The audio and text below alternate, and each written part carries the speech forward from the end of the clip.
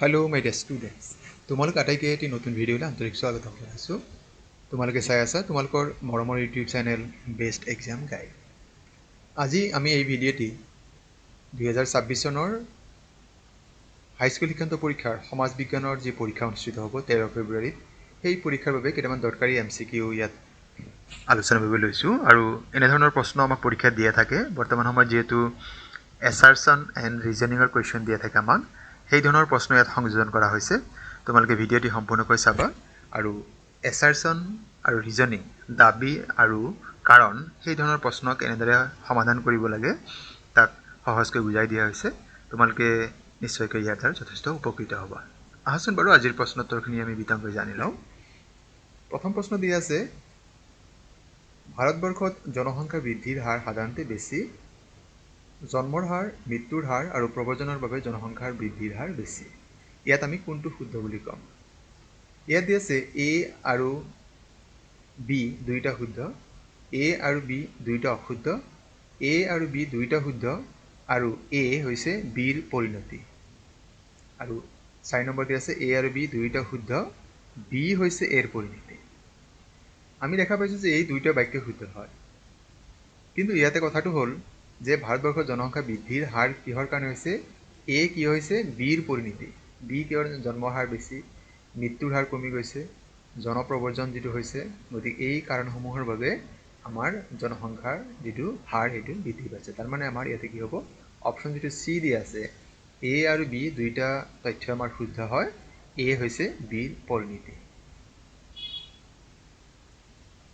পৰৱৰ্তী প্ৰশ্ন, তলত দিয়াবোৰ মিলোৱা আৰু শুদ্ধ উত্তৰবোৰ বাছি উলিওৱা। ইয়াত আমাক দিয়া আছে সদৌ অসম ৰায়ত সভা, আহোম সভা, আছাম এছ'চিয়েশ্যন, অসম ছাত্ৰ সন্মিলন। আগৰ ভিডিঅ'টো মই কৈছোঁ যে ইয়াৰ যিকোনো এটা জানিলেও আমাৰ বহুতখিনি শুদ্ধ হৈ যায়। আমি নিশ্চয় সকলো জানো যে আছাম এছ'চিয়েশ্যন 1903 চনত গঠন হৈছিল। তাৰমানে আমাৰ C1 হ'ব। গতিকে আমি চিত চাই লওঁ 1 কোনটোত আছে, মাত্ৰ এটাত আছে। গতিকে আমি বাকীখিনি আমি চাবই নালাগে। প্ৰথমে আমি জানি লৈছোঁ অসম ৰায়ত সভা, ইয়াত কি হ'ব? A3 হ'ব, তাৰমানে 1933 চন। B4 হ'ব আহোম সভা, 1893 চনত গঠিত হৈছিল। আৰু অসম ছাত্ৰ সন্মিলন ই 1916 চনত গঠিত হৈছিল। গতিকে এনেকৈ ধৰণক দিব পাৰে, পোনপটীয়াকৈ প্ৰশ্ন দিব পাৰে যে আছাম এছ'চিয়েশ্যন কেতিয়া গঠন হৈছিল, 1903 চন, বা বাকীকেইটা আমাক দিব পাৰে। তাৰমানে আমাৰ ইয়াতে অপশ্যন কি হ'ব? গ যিটো দিয়া আছে 3 নম্বৰ, সেইটো শুদ্ধ উত্তৰ হয়। গতিকে এনেকৈ আমাৰ যিকোনো এটা তথ্য আমি জানিলেও বাকীকেইটা আমি অতি সহজে ওলাই ল'ব পাৰোঁ। পৰৱৰ্তী প্ৰশ্ন সোধা হৈছে, আছিয়ানৰ মুখ্য কাৰ্যালয় ক'ত অৱস্থিত? Bharat, Jakarta, Geneva, Kathmandu. ইয়াৰ শুদ্ধ উত্তৰটি হৈছে জাকাৰ্টা। ই ইণ্ডোনেছিয়া দেশৰ এখন চহৰ হয়। এই চহৰতে আছিয়ানৰ মুখ্য কাৰ্যালয় অৱস্থিত।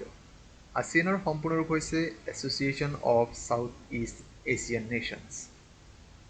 পৰৱৰ্তী প্ৰশ্ন, কোন চনত ছাৰ্ক গঠিত হৈছিল? বিকল্প আমাক দি আছে যিখিনি, তাৰ শুদ্ধ বিকল্প হ'ব 1985 চন, 1985। 1985 চনত ছাৰ্ক নামৰ এই সংগঠনটি গঠিত হৈছিল। এই ছাৰ্ক 1985 চনত ঢাকাৰ, মানে বাংলাদেশৰ ৰাজধানী চহৰ ঢাকাত গঠিত হৈছিল। ছাৰ্কৰ মুখ্য কাৰ্যালয় নেপালৰ ৰাজধানী কাঠমাণ্ডু চহৰত। ছাৰ্কৰ সম্পূৰ্ণ ৰূপ হৈছে South Asian Association for Regional Cooperation. তলৰ কোনটো চতুৰ্থক বৃত্তিৰ এটা উদাহৰণ হয়? খনিজ সম্পদ আহৰণ, প্ৰচাৰ মাধ্যম, পাইকাৰী বা খুচুৰা বিক্ৰী, শিল্পোৎপাদন প্ৰক্ৰিয়া। ইয়াৰ প্ৰচাৰ মাধ্যম হৈছে চতুৰ্থক বৃত্তিৰ এটা উদাহৰণ।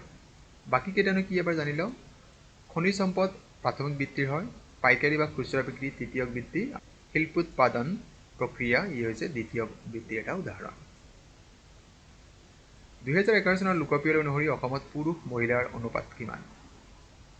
ইয়াত বিকল্প যিখিনি দিয়া আছে তাৰ শুদ্ধ বিকল্প হ'ব 958 জনী। প্ৰতি 1000 পুৰুষৰ বিপৰীতে মহিলাৰ সংখ্যা হৈছে 958 গৰাকী।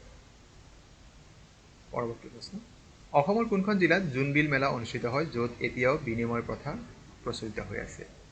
ইয়াত যিখিনি বিকল্প দি আছে ইয়াৰ শুদ্ধ উত্তৰ হৈছে মৰিগাঁও জিলাৰ জোনবিল নামৰ ঠাইত এই মেলা অনুষ্ঠিত হয় প্ৰতি বছৰে, আৰু ইয়াত বিনিময় প্ৰথা এতিয়াও প্ৰচলিত হৈ আছে। ভাৰতীয় সংসদীয় গণতন্ত্ৰৰ ক্ষেত্ৰত তলত দিয়া কোনটো উক্তি শুদ্ধ?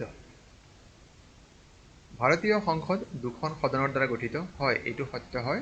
কাৰণ ভাৰতীয় সংসদৰ দুটা সদন, এটা হৈছে লোকসভা, এটা হৈছে ৰাজ্যসভা, মানে দুখন সদন আছে। ভাৰতৰ সংসদ বিশ্বৰ ভিতৰত শক্তিশালী সংসদ, এইটো ভুল তথ্য। ভাৰতীয় সংসদীয় গণতন্ত্ৰত ৰাষ্ট্ৰপতি পদটো বংশানুক্ৰমিক, এয়াও নহয়, কাৰণ ভাৰত এখন গণৰাজ্য হয়। গণৰাজ্যৰ অৰ্থ হ'ল যে ভাৰতৰ ৰাষ্ট্ৰৰ মুৰব্বীজন মানে ৰাষ্ট্ৰপতিজন নিৰ্বাচিত হয়, তেওঁ বংশানুক্ৰমিক নহয়।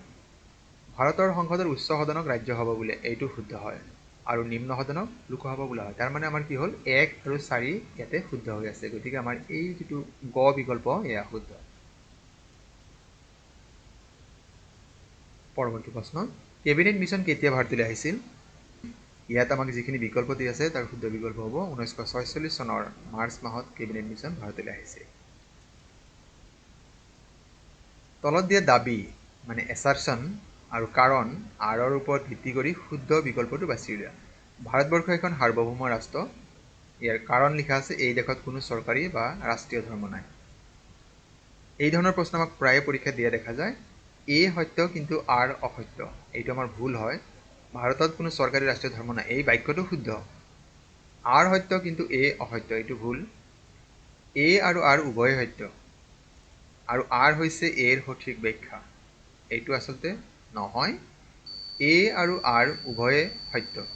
ভাৰতবৰ্ষ এখন সাৰ্বভৌম ৰাষ্ট্ৰ, কাৰণ ভাৰতবৰ্ষৰ নিজে নিজৰ আইন কানুন প্ৰস্তুত কৰিব পাৰে। আৰ এৰ সঠিক ব্যাখ্যা নহয়, এইটোহে শুদ্ধ, কাৰণ ই হৈছে ধৰ্ম নিৰপেক্ষ কথাৰ লগত জড়িত, আৰু সাৰ্বভৌম কথাটো এটা বেলেগ কথা। তাৰমানে আমাৰ অপশ্যন ঘ যিটো দিয়া আছে সেয়া শুদ্ধ। 11 নম্বৰ প্ৰশ্ন, পৃথিৱীৰ মুঠ জনসংখ্যাৰ প্ৰায় কিমান শতাংশ উত্তৰ গোলাৰ্ধত বসবাস কৰে?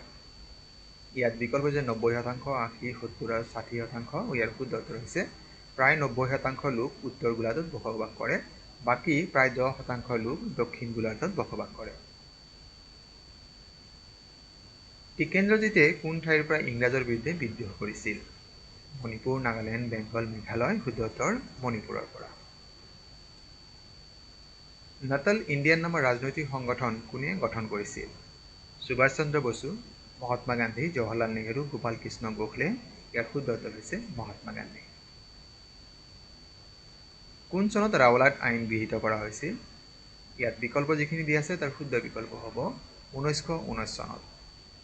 1919 চনত ৰাওলাট আইন গৃহীত কৰা হৈছিল, আৰু এই আইনৰ ফলত কি হৈছিল, যিকোনো এজন মানুহক বিনা বিচাৰে কাৰাগাৰত নিক্ষেপ কৰিবলৈ ইংৰাজ চৰকাৰক অধিকাৰ প্ৰদান কৰিছিল। ভাৰতীয় যিকোনো ব্যক্তিক বিনা বিচাৰে কাৰাগাৰত নিক্ষেপ কৰাৰ কাৰণে এই ৰাওলাট আইনে অনুমতি দিছিল। আৰু এই ৰাওলাট আইন গৃহীত হোৱাৰ সময়ত ভাৰতৰ ভাইচৰয় আছিল লৰ্ড চেমস্ফৰ্ড। কুৱেশ্যন নম্বৰ 15 আৰু আজিৰ ভিডিঅ'ৰ অন্তিম প্ৰশ্ন, তলত দিয়াবোৰৰ দেশ আৰু ৰাজধানীৰ নাম মিলোৱা আৰু শুদ্ধ উত্তৰবোৰ বাছি উলিওৱা। আমি নিশ্চয় ইতিমধ্যে এনেকুৱা ধৰণৰ প্ৰশ্ন বহুকেইটা পঢ়িছোঁ, আৰু আমি জানো যে ইয়াৰ অতি কমেও এটা আমি জানিলে আমি উত্তৰটো ওলোৱাত সহজ হয়। যেনেকৈ আমি জানো যে চীনৰ ৰাজধানী কি হয়, বেইজিং হয়। ইটালীৰ ৰাজধানী নিশ্চয় আমি জানো, ইটালীৰ ৰাজধানী ৰোম হয়। তাৰমানে ইয়াতে এত কি হ'ব, এৰ লগত 3 মিলিব। আমি দেখা পাইছোঁ ইয়াতে এ 3টা ঠাইত আছে, আমাৰ 4 নম্বৰ নাই, গতিকে আমি 4 নম্বৰটো বাদ দিলোঁ। ইটালীৰ ৰাজধানী ৰোম হ'ব, তাৰমানে 3টো কি হ'ব, 2 হ'ব লাগিব।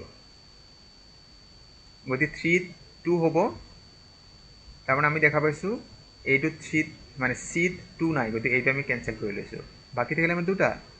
আমি জানো ডেনমাৰ্কৰ ৰাজধানী কপেনহেগেন, তাৰমানে 2 1 হ'ব, গতিকে 2 1 হ'লে আমাৰ অপশ্যন যিটো এ দিয়া আছে মানে ক যিটো দিয়া আছে এয়া আমাৰ শুদ্ধ উত্তৰ হয়। গতিকে এটা বা দুটা জানিলে আমি এইবিলাক বিকল্পৰ প্ৰশ্ন উত্তৰসমূহ শুদ্ধ উত্তৰটো আমি বাছি ল'ব পাৰোঁ, গতিকে আমাৰ ক বিকল্পটো শুদ্ধ হ'ব। মৰমৰ ছাত্ৰ ছাত্ৰীসকল, তোমালোক আটাইলৈ আগন্তুক পৰীক্ষাৰ বাবে আমাৰ চেনেলৰ তৰফৰ পৰা শুভেচ্ছা জনাইছোঁ। পৰীক্ষা নিশ্চয় ভাল হ'ব, বেছি টেনশ্যন ল'ব নালাগে। যিখিনি পঢ়িছা সেইখিনি অলপ ভালকৈ লিখাৰ চেষ্টা কৰিলে হ'ল, আৰু বাকী পৰীক্ষাবোৰ নিশ্চয় ভাল হওক তাৰ কাৰণে শুভকামনা জনালোঁ। আৰু আজিৰ এই ভিডিঅ'টি সম্পূৰ্ণকৈ চোৱাৰ বাবে তোমালোক আটাইলৈ জনাইছোঁ অশেষ ধন্যবাদ।